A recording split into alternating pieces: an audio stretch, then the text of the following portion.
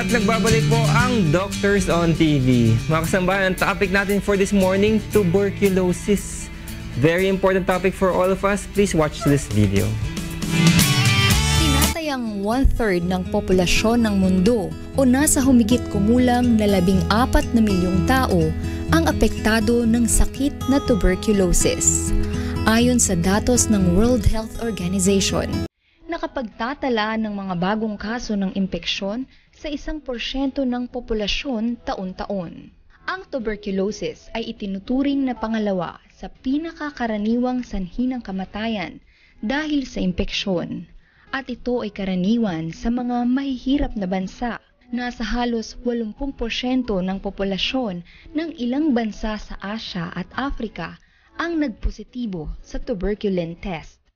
At dahil isang Pilipinas sa mga bansang may mataas na kaso ng tuberculosis, ang buwan ng Agosto ay ang National Tuberculosis Awareness Month ng Department of Health. Ito ay naglalayon ng mas malawak na information dissemination kaugnay ng nakamamatay na sakit na TB. Kabilang din sa kampanya ng pamahalaan ay ang paghikayat sa ating mga kababayan na magpagamot sa mga itinalagang DOTS Center ng DOH. Ngayong umaga, ating alamin ang mga epektibong pamamaraan sa paggamot ng TB at kung paano makaiiwas sa paglaganap nito kasama ng mga expert, Doctors on TV. At yan po mga kasambahay, ang topic natin for this morning, tuberculosis. Sana po hindi tayo maapektuhan nitong sakit na ito. Medyo malubha ang nangyayari sa isang pasyente pag hindi po na-address agad. Just to remind you, we are live this morning, so you can call us on our landline for if you have any questions, 442-6255 and 442-6256. Of course, to help us learn more about tuberculosis, we've invited our very special guest, Ms. Yas. Of course, to enlighten us with our topic, we invited Dr. Arnel Morte. He's a graduate of Doctor of Medicine and a Faculty of Medicine and Surgery in University of Santo Tomas. Also a lecturer of Anatomy and Pharmacology in Angeles University Foundation. Also a school physician in Our Lady of Lourdes College, Valenzuela City. And of course, a member of the Philippine Academy of Physicians in School of Health Incorporated. Good morning, Doc. Thank you for waking up so early for us. Good morning. Magandang umaga. Magandang umaga, yes. Maraming salamat. Yeah. Thank you for joining us on this early Sunday morning. Oh, and for the first time, the sun is out, Doc. Yes. Is it good news? Finally, magandang balita yan. Good news for those suffering from tuberculosis. Yes, yan ang kailangan nila.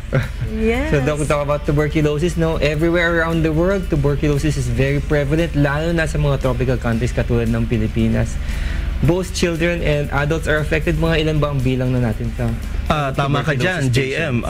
Sa kasalukuyan ng ating bilang, 10 to 15% ng population ng Pilipinas ay maaaring apektado ng tuberculosis. Kasi hindi naman natin na-screen o natitiyak kung sino lahat ang apektado. Yeah. Pero mataas pa ring bilang yan. Sa ngayon, umabot na ng 100 million daw ang population. Kapapanganak lang ng 100 millionth baby. Yes. So that would make the number of tuberculosis patients, mga 10 to 15 million. 10 to 15 million. Yes. Si Doc had mentioned earlier na ang tuberculosis usually prevalent siya sa mga third world countries. Why is that so, Doc? Yan. Ang tuberculosis ay isang social disease na tinatawag dahil kadalasan na naapektuhan niya na yung mga taong nasa ibaba ng ating socio-economic strata.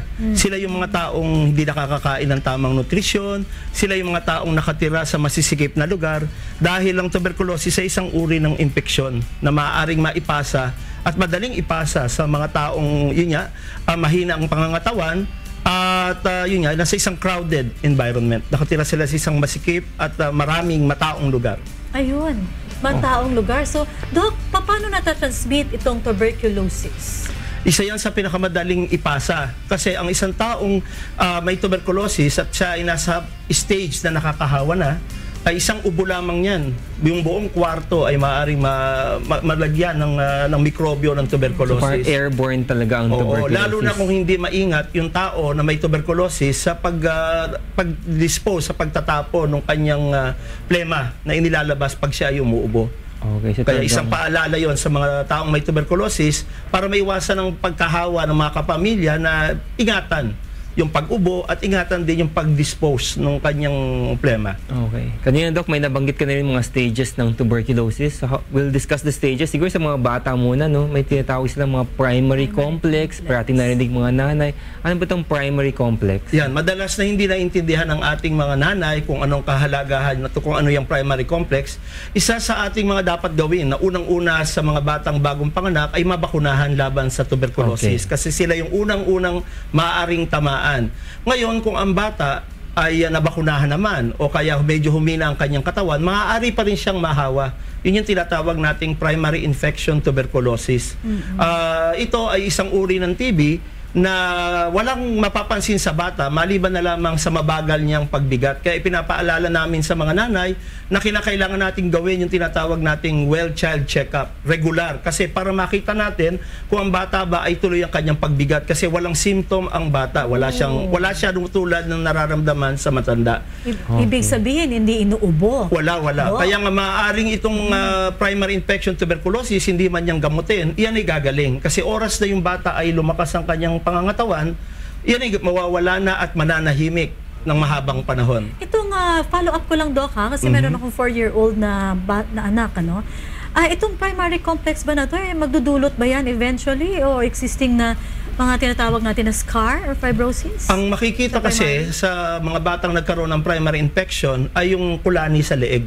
Kaya siguro yung mga nanay, turuan na rin natin Magkapa. kumapa doon sa bandang likuran ng leeg, may makakapa silang maliliit na butil. Iyan kasi ang tuberculosis ay mahusay magtago. Kaya nga napakatandang sakit na yan at napakahabang problema.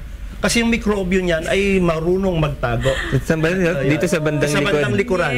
Likuran ng Ating leeg. Doon natin makakapa, gagamitin natin yung ating mga daliri para makapa natin parang maliliit na butil yan ng bigas na nandun sa ilalim. At pag meron yan, yun ang palatandaan na maaaring ang bata ay nagkaroon ng tuberculosis, pero gumaling kasi nga lumakas yung kanyang katawan, kaya nagtago muna. So itong primary complex, kailangan bang gamutin, no? O basta-basta na siya mawawala din mag-isa? Siya ay kailangan gamutin kasi para maiwasan natin yung tinatawag na reinfection or adult tuberculosis. Okay. Kasi pag pababayaan natin yung primary infection, mananahimik ka yan. Paglaki ng bata, pag ang bata ay magana ng kumain, ang katawan natin kayang labanan ng TB. Kaya lang ang problema, yung mga nagtago doon sa mga kulani, sa leeg, yan yung mga nakakapa natin. Pag dumating yung panahon na humina ang katawan ng isang Pwede tao, mag-activate. maaari siyang gumising. Kaya nga tawag natin dyan, reactivation or reinfection tuberculosis, na iyan ang madalas na nagiging delikado.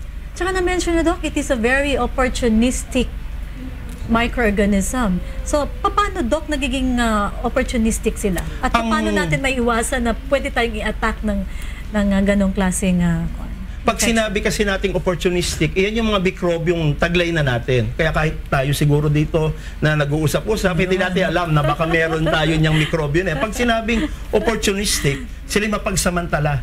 Nag-iintay sila ng tamang pagkakataon kung kailan sila aatake. Kaya nga ang delikado dyan ay yung mga taong hindi healthful ang kanilang pamamaraan sa buhay.